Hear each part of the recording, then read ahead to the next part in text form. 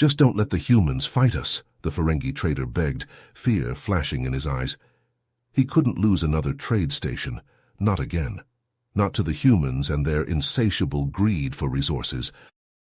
James Williams grunted, his weathered face twisting into a scowl. He slammed his fist on the metal table between them. The clang reverberated through the busy Proxima Centauri 3 bazaar. You Ferengi are all the same, the human captain growled, manipulating prices, cheating your business partners, and now you want us to play nice? He leaned closer, his breath hot on the Ferengi's face. After your kind has controlled trade in this sector for decades, exploiting my people. The Ferengi wilted under James's glare, his bravado evaporating like steam from a busted engine coil. He knew the human's words rang true. The Ferengi had a long history of shady business deals and strong-arming the competition. But this was different. If the tensions between their people erupted into all-out war, it would mean the end of the Ferengi's economic stranglehold on the region. It would mean the end of everything. James turned to go, his boots thudding on the metal deck plates. The news broadcast on the wall screen caught his eye. He paused. Rising hostilities between the Human Alliance and Ferengi Trade Federation could soon boil over into armed conflict, the reporter announced grimly. James felt a cold dread crawl up his spine. This was it, the war to end all trade wars. And if the humans didn't play this exactly right, if they didn't hit the Ferengi where it hurt and hit them hard, it would spell disaster for the Human Alliance, economic ruin, starvation, the end of their way of life. The captain gritted his teeth as he stalked back to his ship. One way or another, through diplomacy or bloodshed, he would make sure the humans came out on top, even if it killed him. Failure was not an option, not when the fate of billions rested on his shoulders. 2 weeks had passed since James's heated confrontation with the Ferengi trader. The human captain now found himself on the bridge of his ship, the Orion's Hammer, en route to Epsilon Eridani IV. The colony there was in dire need of the industrial machinery packed in his cargo hold. James drummed his fingers on the armrest of his chair, his mind still churning with the injustices the Ferengi had inflicted on his people. The proximity alarm suddenly wailed, jolting him from his darkening thoughts. He shot to his feet as a massive Ferengi warship decloaked off their port bow. The sleek vessel dwarfed the Orion's Hammer, its hull bristling with armaments. "Sir, they're hailing us," his comms officer reported, her voice tight. James narrowed his eyes. On screen. The view screen flickered to life, revealing a surly Ferengi male. His wrinkled face was twisted into a sneer, lobes twitching with barely contained disdain. "This is Captain Bractog of the Ferengi vessel Prophet's Folly," he announced. "Prepare to be boarded for a cargo inspection. We suspect you may be transporting contraband." James clenched his jaw. "On what grounds? Our cargo is perfectly legitimate and has been pre-cleared by both human and Ferengi authorities." Bractog's sneer widened. "Your reputation precedes you, Captain Williams. The word of a dishonest human can hardly be trusted." James's face reddened with fury, his knuckles white on the armrests. But a glance at the warship's bristling armaments forced him to swallow his rage. The Orion's Hammer was outgunned and outclassed. Refusal would be suicide.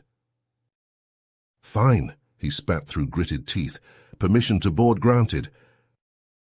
Minutes later, a dozen Ferengi marched onto his ship, disruptors at the ready. James watched seething as they roughly tore open crates and rummaged through the contents. He held his tongue as they overturned delicate machinery, even as they found nothing amiss. "These industrial parts are now confiscated due to irregularities in the documentation," Bractog declared smugly. "Irregularities," James exploded. "Those documents are in perfect order. I demand to see a magistrate to contest this seizure." Bractog threw his head back and laughed. "Ferengi courts don't waste time entertaining the lies of humans, Captain. Consider this a lesson in honest business practices."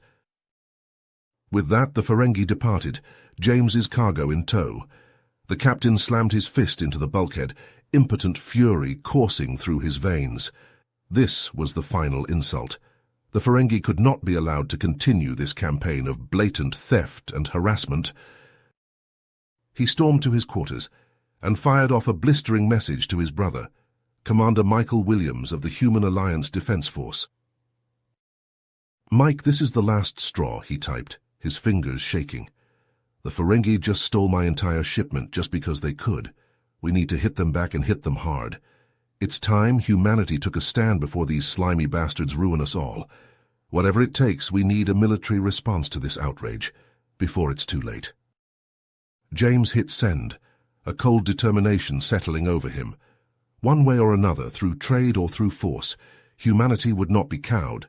The Ferengi would pay for their arrogance. He would make sure of it. James slouched over the sticky bar, his bleary eyes fixed on the amber liquid swirling in his glass.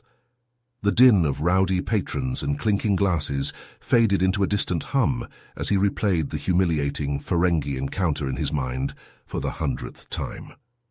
Simmering anger mingled with the warm burn of the cheap whiskey in his throat. A hooded figure slid onto the stool beside him. James tensed, his free hand dropping to the blaster at his hip. The man leaned in, his face obscured by shadows. "Captain James Williams?" The voice was low and smooth. "I'm Marcus, Human Alliance Intelligence." James snorted. "What's Alliance Intel want with me?" "I know about your recent troubles with the Ferengi." Marcus signaled the bartender for a drink. "Brechtog and his goons, the illegal seizure of your cargo." James's grip tightened on his glass. "What of it?" "I'm here to offer you a chance to even the score." Marcus's eyes glinted beneath his hood. "We need a man of your particular talents for a mission that could turn the tide of this war." James laughed bitterly. "I'm a washed-up freighter captain, not a soldier." "Hear me out." Marcus leaned closer. "We believe the Ferengi have a hidden supply base in the Antares Reach asteroid belt. It's how they can strike so deep into our space. We need to take it out." James frowned. "And you need me because—" "You're freighter. We want you to play the part of a defector, get close to the base, then smuggle in a team of our best commandos to infiltrate and destroy it." James shook his head. "Sounds like a good way to get myself killed." Marcus clapped him on the shoulder. "Come on, Williams. You're the only one with the skills and guile to pull this off. Think of the reward, the glory. You do this, there might even be a military commission in it for you." James hesitated, torn between self-preservation and the chance for vengeance. The memory of Brechtog's sneering face flashed through his mind. He slammed back the rest of his drink. "All right," he growled. "I'm in. Let's make those Ferengi bastards pay." Marcus grinned, his teeth glinting in the dim light. He clasped James' hand in a firm shake. "Let's go hurt the Ferengi like they've never been hurt before." James felt his heart pounding in his chest as the Orion's hammer approached the coordinates Marcus had provided. This was it, the secret Ferengi base, hidden among the tumbling rocks of the Antares Reach, the key to turning the tide of the war.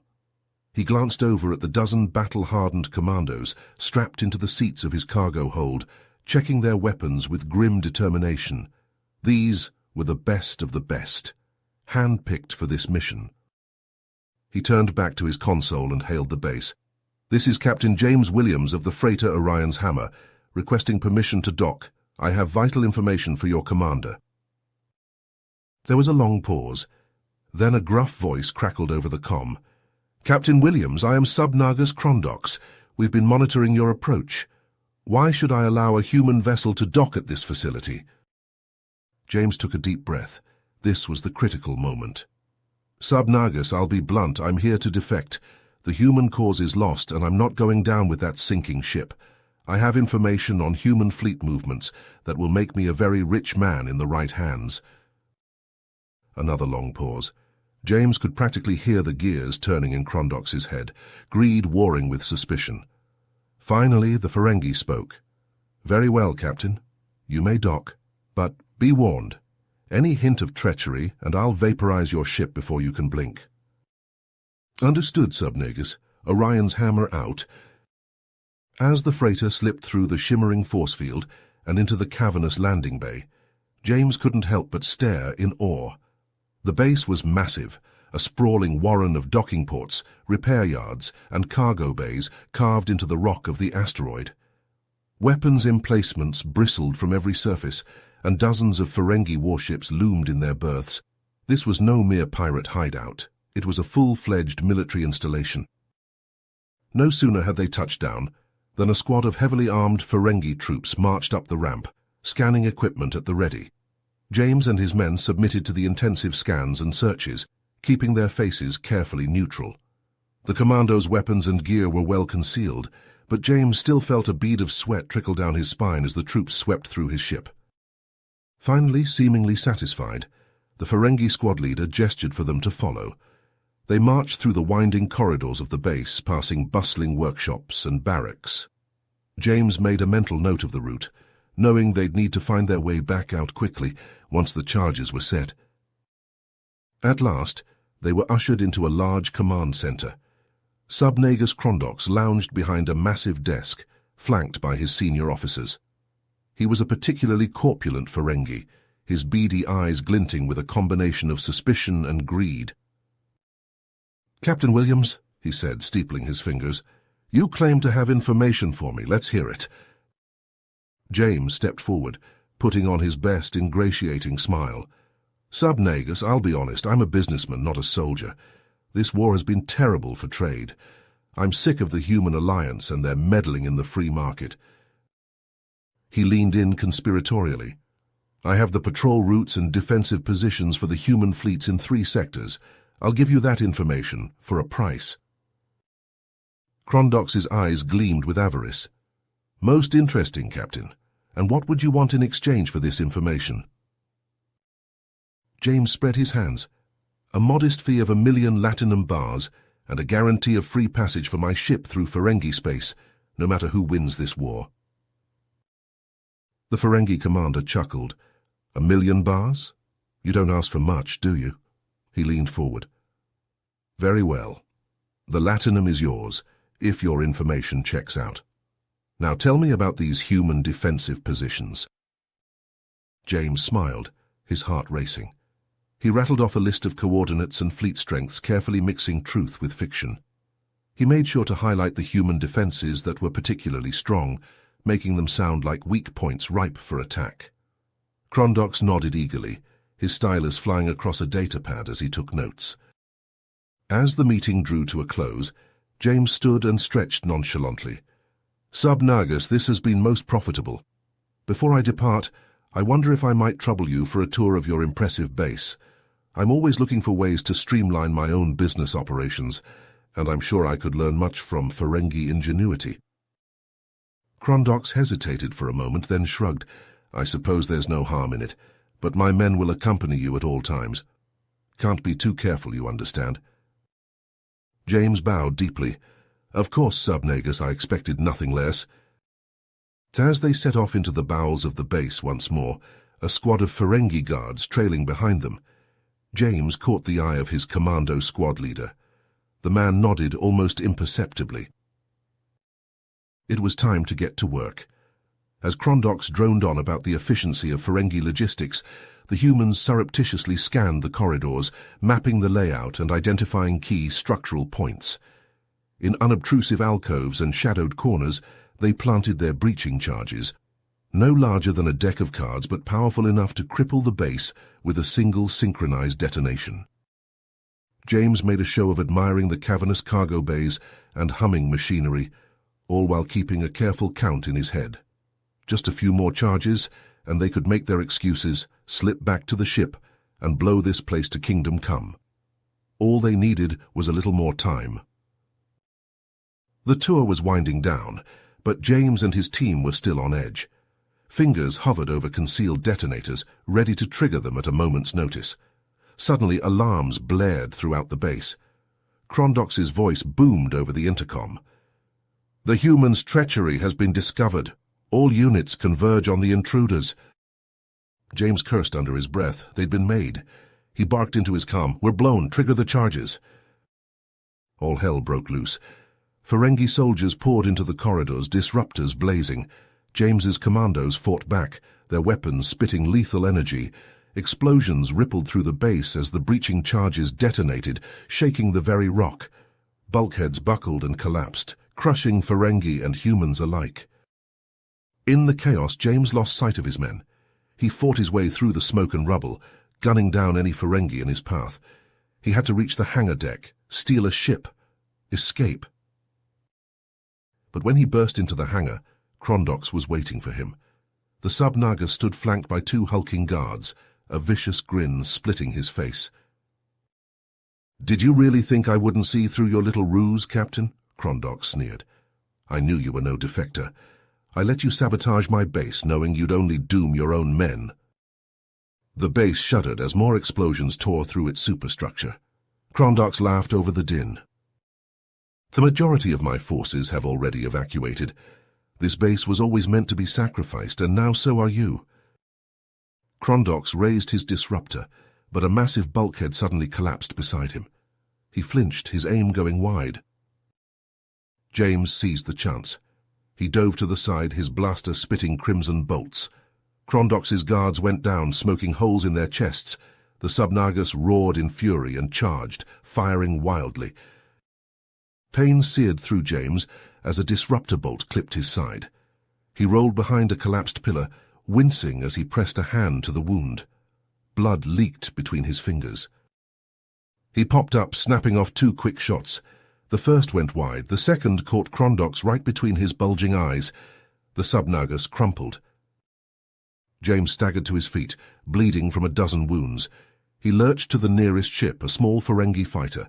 He dragged himself into the cockpit and fired up the engines. As he blasted out of the hangar, James scanned desperately for any other human ships fleeing the base. But there were none. His heart sank like a stone. His crew, the commandos, they were gone, buried in the ruins. Fiery debris pelted his fighter as he streaked away. Behind him, the base finally exploded in a cataclysmic fireball. The shockwave slammed into James's ship, sending it tumbling end over end. Alarms shrieked. Smoke poured from shattered conduits. James fought with the controls, trying to bring the crippled fighter back under control, but it was no use. Dead in space, James slumped back in his seat. He reached out with a trembling, bloody hand and activated his log recorder. "Mission accomplished," he said, his voice raw. "The Ferengi base is destroyed, but it was a hollow victory. The Ferengi will just rebuild. The war will go on." He closed his eyes, grief etching deep lines into his face. "My crew, the brave men who followed me here, they're gone. I don't know if their sacrifice was worth it." The cockpit lights flickered. Life support was failing. James let out a slow, shuddering breath. Maybe this is for the best," he whispered. "I'm just so tired of fighting, I just want to rest." As his ship drifted deeper into the void, James finally let himself slip into the welcoming darkness. The war would rage on without him. One man's victory, another's tragedy. In the end, did it even matter? You have reached the end of the story. If you enjoyed this story and want to support us, please leave a like and subscribe to our channel, and for every comment that says 88, I will heart every single one of them. Thank you for your time.